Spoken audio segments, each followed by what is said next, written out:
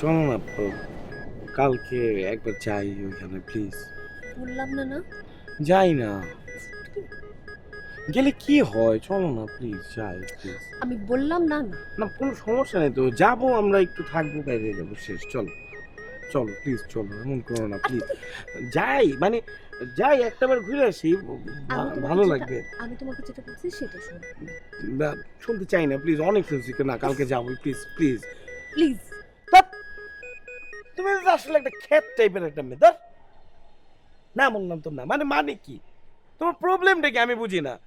আমি যদি মানে আমি 100 আগে 110 চলে গেছি, তুমি 10এই পড়ে আছো, আগাইতেই চাও না, কোনো কিছুতেই আগাইতে চাও না। এইভাবে রিলেশনশিপ কি ডেভেলপমেন্ট হয় নাকি কোনো?